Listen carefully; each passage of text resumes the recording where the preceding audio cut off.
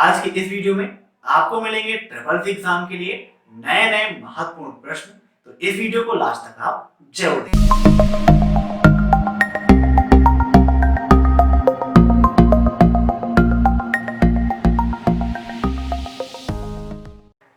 नमस्कार दोस्तों, मैं हूं अभय और आप सभी का स्वागत करता हूं आपके अपने परिवार अभय एक्सेल कंप्यूटर में। दोस्तों, आपके इस चैनल पर मैं हमेशा लाता रहता हूं ट्रिपल सी के लिए नई नई क्लासेस, साथ ही साथ कंप्यूटर की टिप्स एंड ट्रिक्स। तो अगर मेरे चैनल पर आप नए मेहमान हैं तो चाय कॉफी पी के जाइएगा। जस्ट आई एम जोकिंग भाई, चाय कॉफी नहीं पीना है। आपको जो सब्सक्राइब वाली बटन है उस पर क्लिक करना है, साथ ही बगल में जो बेल आइकन है उसे भी प्रेस करना है ताकि टाइम टू टाइम आपको ये सब कुछ मिलता रहे जो भी चैनल पर अपडेट होता है। तो आइए शुरू करते हैं आज की एक क्लास। आज का पहला प्रश्न है आपका, अपने कंप्यूटर को हैकर से बचाने के लिए आपको क्या प्रयोग करना चाहिए। दोस्तों, इन सभी क्वेश्चंस को आप मॉक टेस्ट के रूप में लीजिएगा और कमेंट बॉक्स में आंसर देते रहिएगा। वीडियो के लास्ट में आप जरूर बताइएगा कि आपके कितने क्वेश्चन सही हुए हैं। तो अपने कंप्यूटर को अगर आपको हैकर से बचाना है तो उसके लिए आपको फायरवॉल का प्रयोग करना चाहिए। ठीक है, तो राइट आंसर क्या होगा? फायरवॉल। *99 डायल करके हम क्या कर सकते हैं? मिनी स्टेटमेंट प्राप्त कर सकते हैं, बैलेंस इंक्वायरी कर सकते हैं, मनी ट्रांसफर कर सकते हैं या फिर सारे काम कर सकते हैं। दोस्तों, हम *99# उपयोग करके हम मिनी स्टेटमेंट भी प्राप्त कर सकते हैं, बैलेंस की इंक्वायरी भी कर सकते हैं और मनी ट्रांसफर भी कर सकते हैं।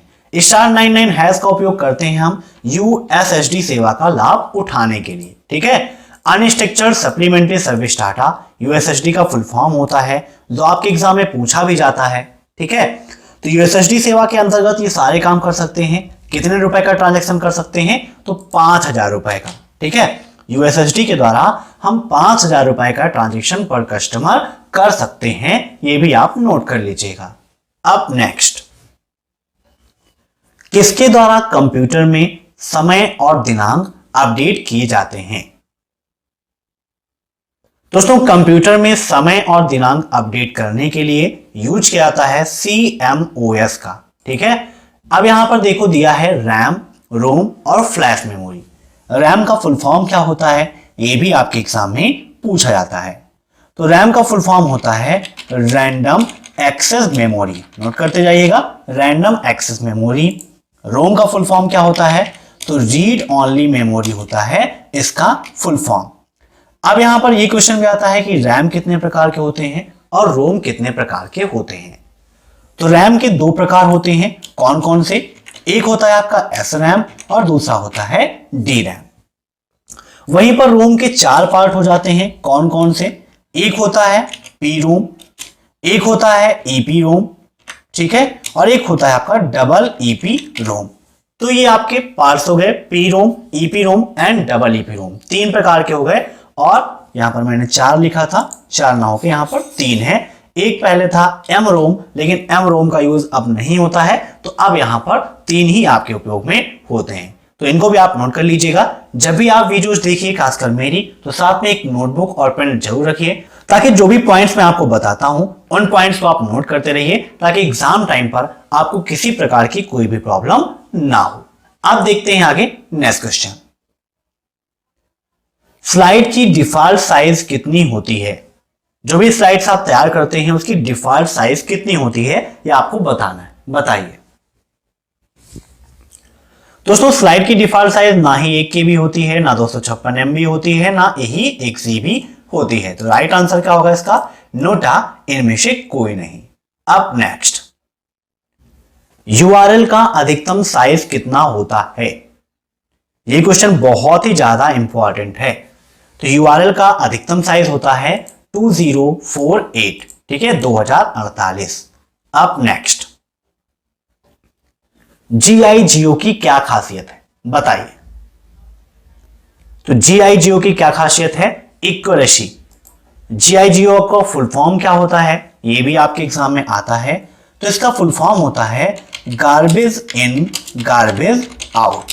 नोट कर लीजिएगा, गार्बेज इन गार्बेज आउट। इसका मतलब क्या होता है? तो कंप्यूटर साइंस के अंतर्गत इसका मतलब ये होता है कि जैसा आप इनपुट प्रदान करोगे वैसा ही आउटपुट आपको मिलेगा। एक कहावत है हम लोगों की भाषा में, आम भाषा में, कि जैसी करनी वैसी भरनी, जैसा आप काम करेंगे वैसा फल आपको मिलेगा। तो वैसे ही यहां पर GI GOP आपको दिया गया है। अब नेक्स्ट, बुकमार्क का उपयोग क्यों करते हैं? पेज याद रखने के लिए, पेज को डिलीट करने के लिए, क्रॉस रेफरेंस देने के लिए, या इनमें से कोई नहीं? तो देखिए, बुकमार्क का उपयोग करते हैं हम पेज याद करने के लिए, ठीक है, कि किस वर्ड पर हम काम कर रहे थे, किस पैराग्राफ पर हम काम कर रहे थे। अगर मान लीजिए हम वर्क कर रहे हैं और उसके बाद हमें कोई अर्जेंट वर्क आ गया है ना, तो हम क्या है कि फाइल को क्लोज करके जा रहे हैं, तो क्या 2-4 घंटे बाद या 2 दिन बाद अगर ओपन कर रहे हैं तो हमें याद रहेगा एग्जैक्ट कि किस वर्ड पर हम काम कर रहे थे? तो अक्सर आपका यही जवाब होगा नहीं। तो इन्हीं सब चीजों से बचने के लिए हम बुकमार्क का यूज कर लेते हैं, जिसकी मदद से हम एग्जैक्ट उसी वर्ड पर जा सकते हैं जिस वर्ड तक हमने कार्य किया था, ठीक है। तो इसीलिए हम उपयोग करते हैं बुकमार्क का। अब नेक्स्ट, यूपीआई किस गवर्नर के समय में लॉन्च किया गया?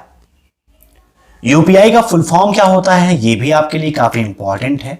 तो इसका फुल फॉर्म होता है यूनिफाइड पेमेंट इंटरफेस। क्या होता है? Unified payment interface.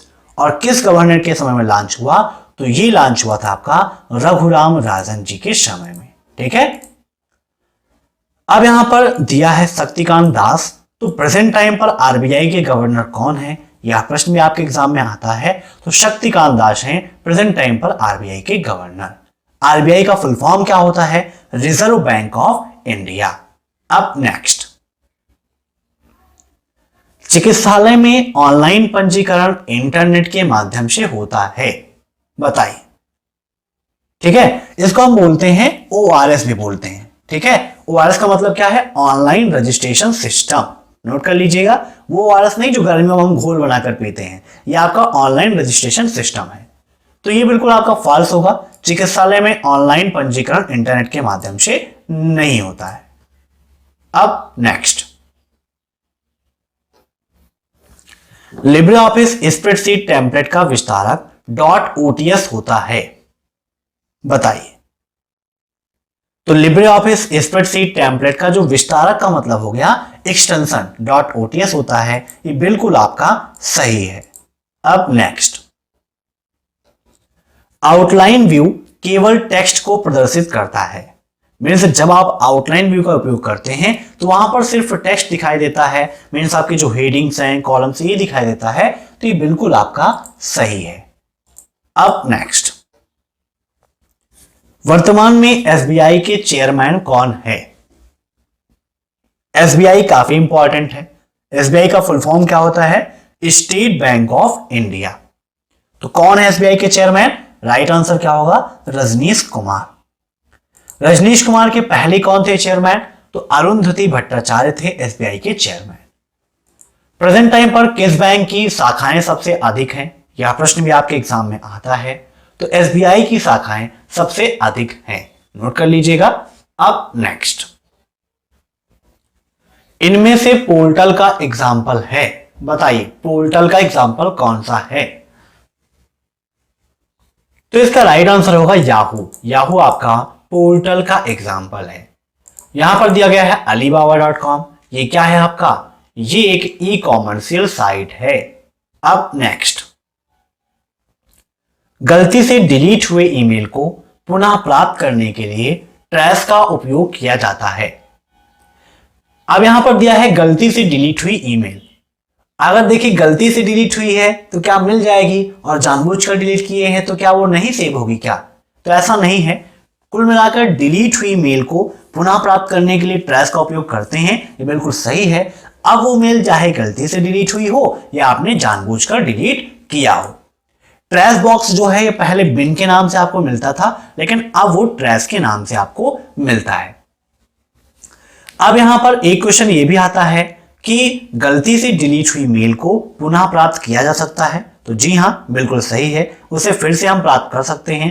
प्राप्त करने के लिए किसका उपयोग करते हैं? ट्रैश का उपयोग करते हैं। एक क्वेश्चन ये भी आता है कि ट्रैश बॉक्स में मेल कितने दिनों तक स्टोर रहती है? तो ट्रैश बॉक्स के अंतर्गत जो भी आपकी मेल है वो आपकी 30 दिनों तक स्टोर रहती है। कितने दिनों तक? 30 दिनों तक वो आपकी स्टोर रहती है, नोट कर लीजिएगा।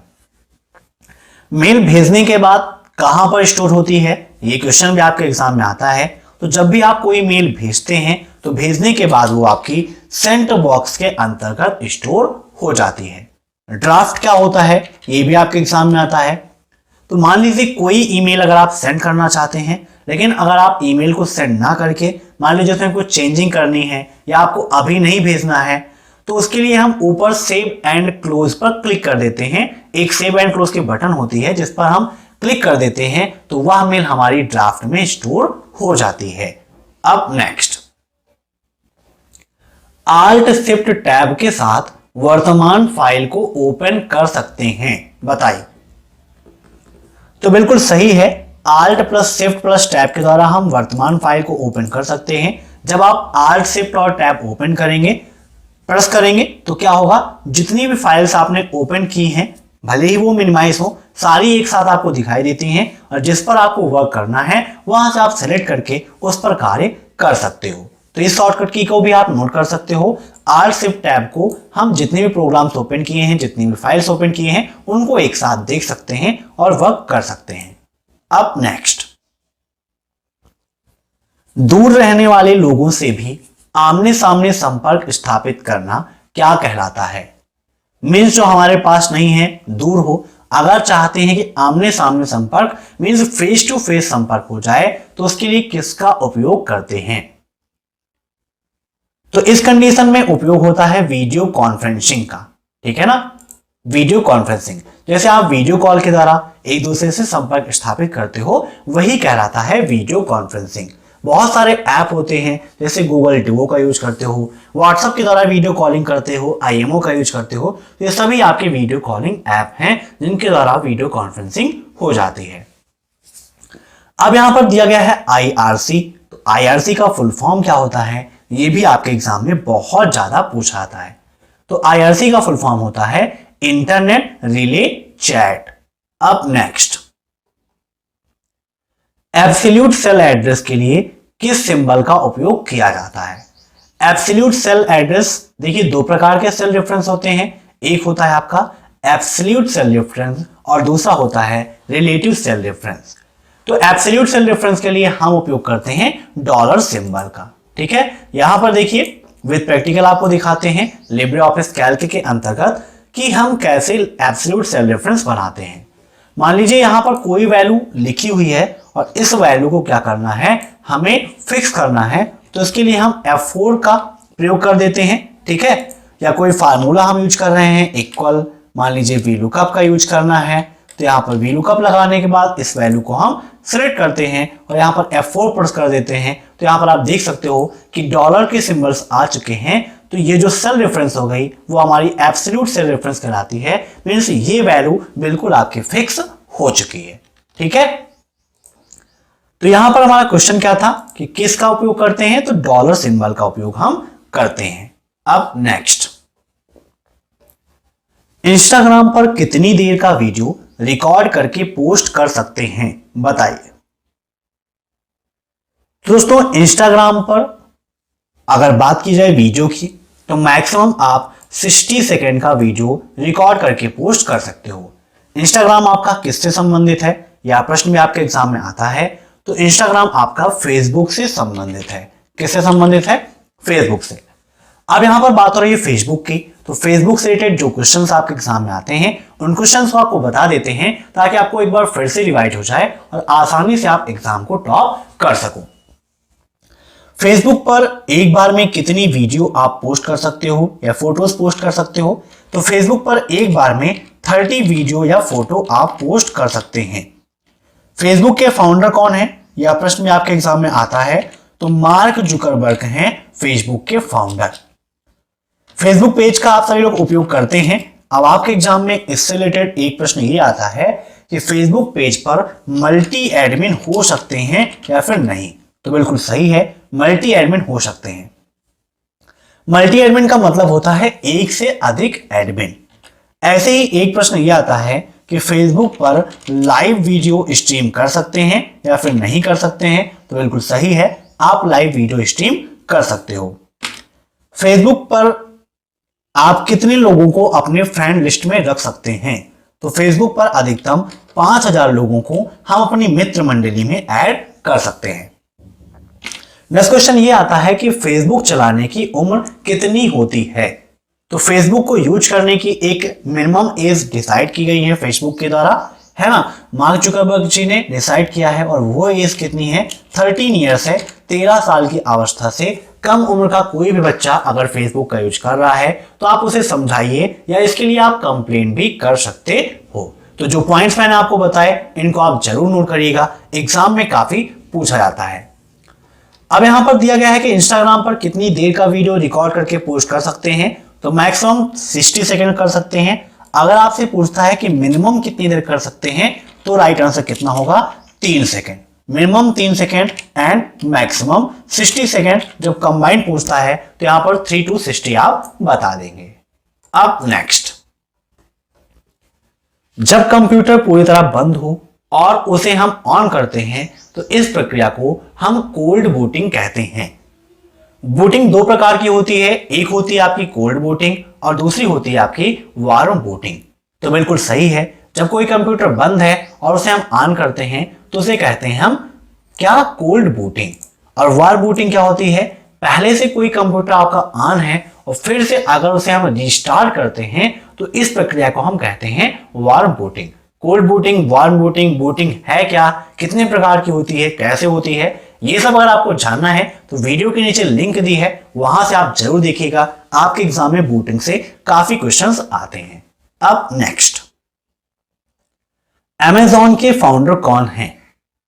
तो आप सभी जानते हैं कि अमेज़न क्या है? आपकी एक ई कॉमर्शियल साइट है। और कौन है इसके फाउंडर? जेफ बेजोस है ना। अब इससे रिलेटेड एक प्रश्न ये आता है कि दुनिया में सबसे ज्यादा रेवेन्यू जनरेट करने वाली कौन सी कंपनी? तो अमेज़न है जो प्रेजेंट टाइम पर सबसे ज्यादा रेवेन्यू जनरेट करती है, मींस सबसे ज्यादा इनकम करती है। अब दोस्तों कुछ प्रश्न आपके लिए हैं जिन्हें आप देखिए और कमेंट बॉक्स में आंसर दीजिए। सभी लोग आंसर दीजिएगा। सभी के कमेंट में पढ़ता हूं किन लोगों ने क्या कमेंट्स किया है।